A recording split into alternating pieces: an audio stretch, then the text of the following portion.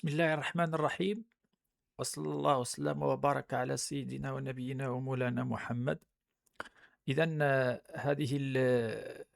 هذا الفيديو سأخصصه لموضوع مهم، وهو حديث اليوم عند الكثير من المهتمين داخل الجزائر وخارجها، ألا وهو تحقيق فرنسي ستبثه القناة الثانية الفرنسية فرانس 2، يكشف أخطر فضائح النظام الجزائري. يعني هذه من الأمور التي كان يقوم بها النظام الجزائري في فرنسا، لكنها كانت يعني سرية نوعا ما.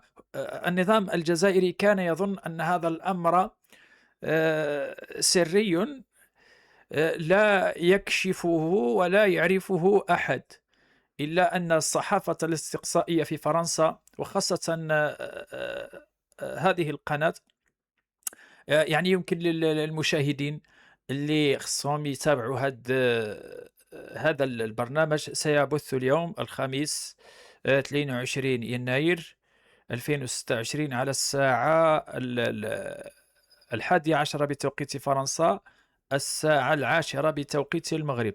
قد تجدون هذه القناة على قمر أسترا، وهناك موقع لها على الانترنت، وسيبث هذا البرنامج كذلك قد تجدونه على صفحتهم على الفيسبوك وعلى اليوتيوب. إذا نحن بدورنا رأينا بعض المقاطع، لكن سنتابع البرنامج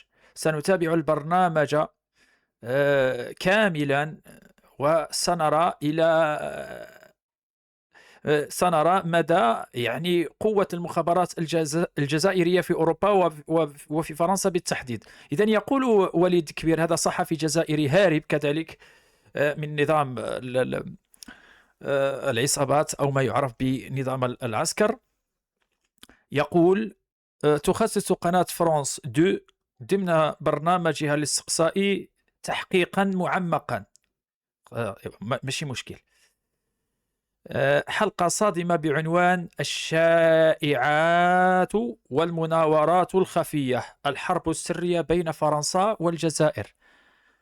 التحقيق يستند إلى معطيات ووثائق قضائية فرنسية، ويكشف عن تورط مباشر للنظام الجزائري في عمليات سرية بالغة الخطورة فوق التراب الفرنسي، من بينها تكليف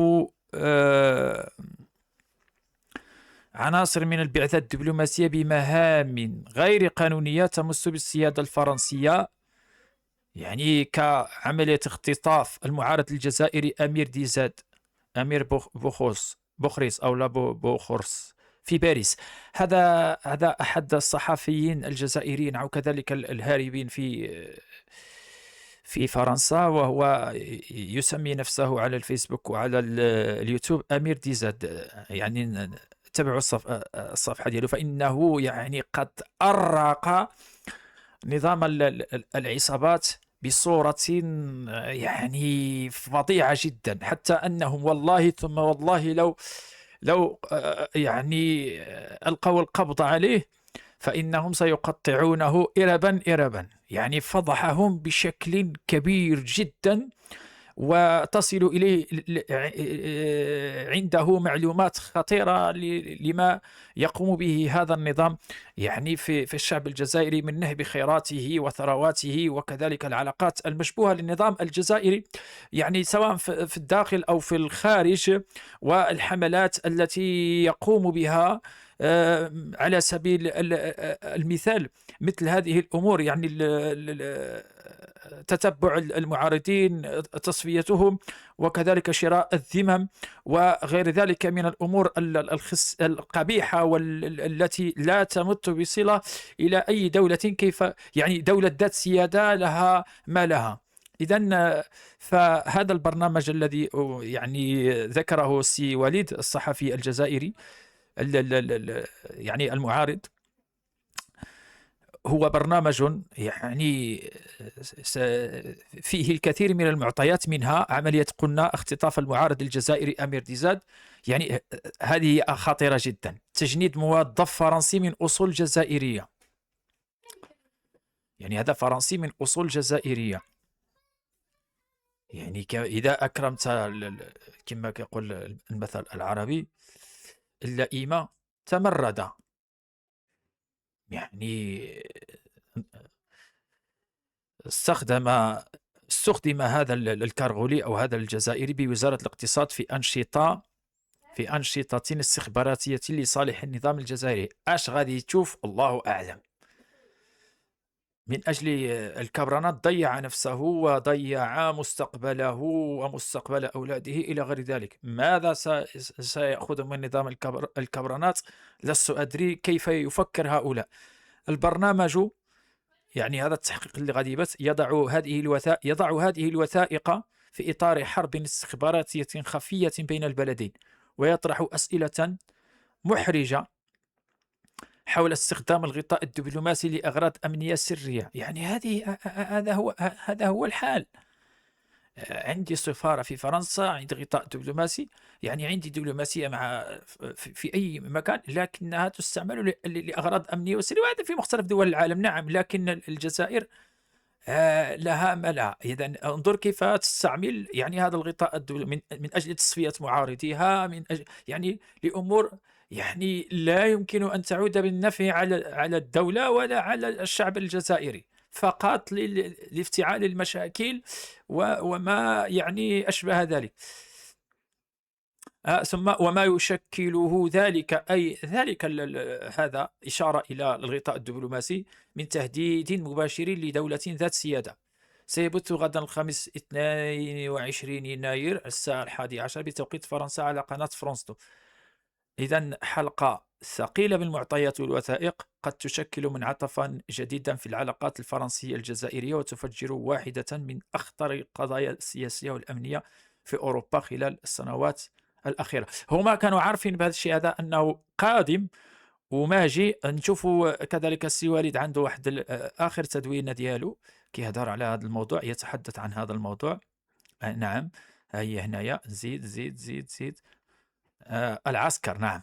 العسكر منزعج بشدة من التحقيق الذي سيتم بثه الليلة عبر قناة فرانس 2.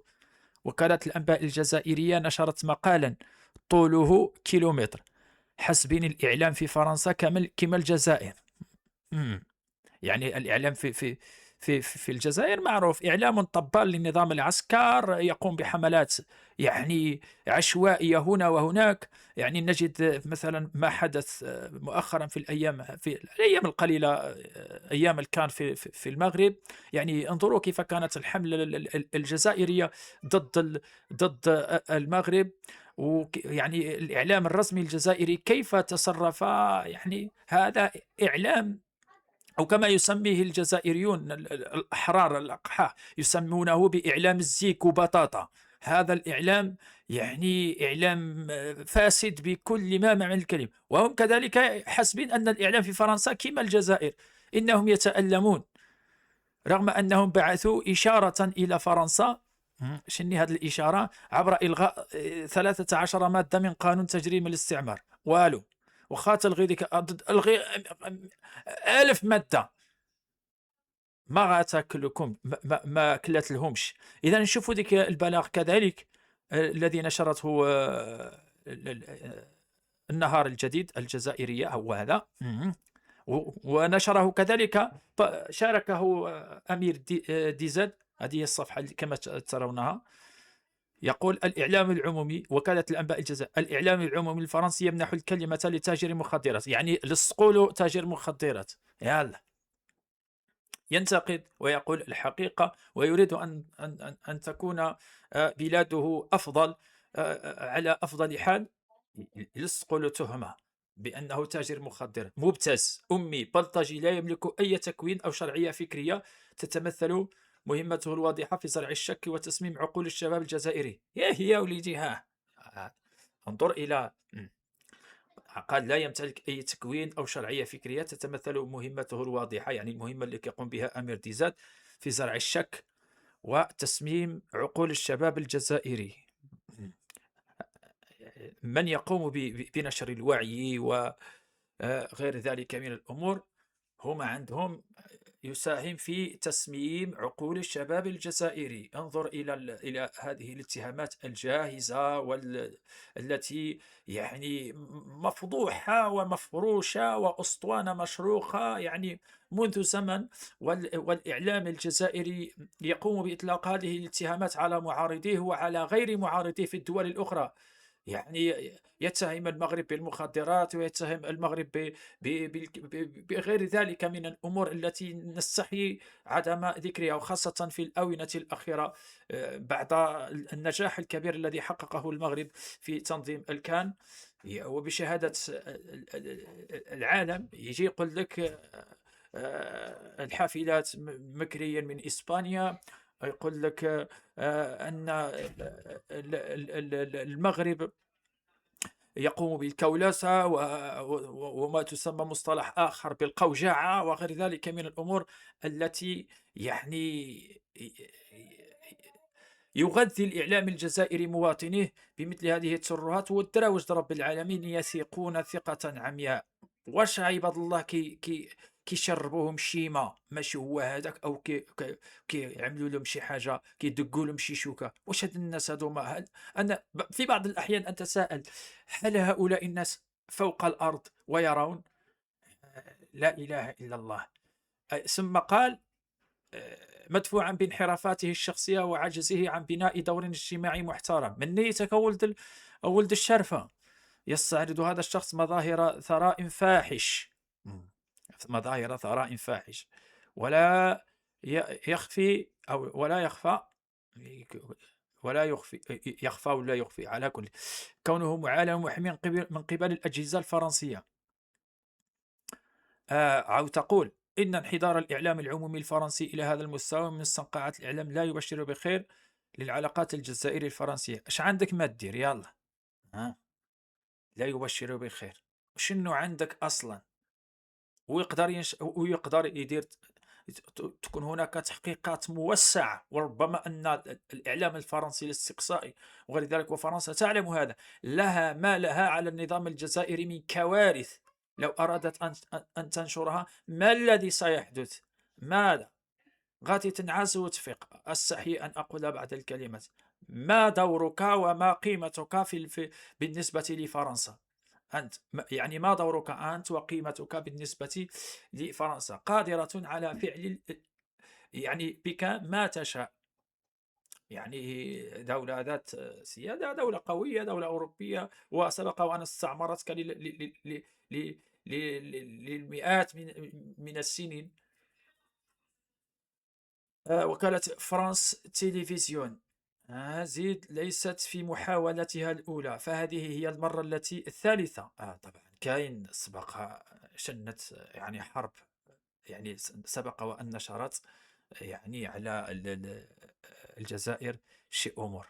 فيها الإعلام العمومي هجوما مباشرا على الجزائر عبر سرديات منحازة وتقديرات سطحية وكشف أسرار مبنية على أوهام. ما كاين بو أوهام، أمور ما ينشره الإعلام الفرنسي، أمور تكون يعني مركزة ومرتبة، معلومات يعني معلومات حقيقية، معلومات يعني بالتدقيق تام. هذا إعلام أوروبي، ماشي إعلام الزيكو بطاطا ديالكم الذي ينشر ما يريده نظام العسكر. إذا هناك موضوع طويل. إذا ننتظر صدور هذا التقرير عبر وكالة عبر التلفزيون، عبر قناة فرنسا الثانية، وسنشاهد يعني الدراما الجزائرية، دراما الاستخبارات الجزائرية في فرنسا، كيف يعني تدير الملفات السرية، كيف تقوم بمطاردة معارضيها وما إلى ذلك، لأن هؤلاء يشكلون خطرا عليها سواء في المدى القريب أو في المدى البعيد. وأن النظام الجزائري الآن يجد نفسه مهزوما من يعني أشخاص يعني مواطنين عاديين، ومع ذلك يستنفر كل إمكانياته من أجل يعني قتلهم واختطافهم وما إلى ذلك، حتى يحلو له أن يفعل ما يشاء بالشعب الجزائري من خلال نهب خيراته وثرواته وحكمه بالحديد والنار. وشكرا.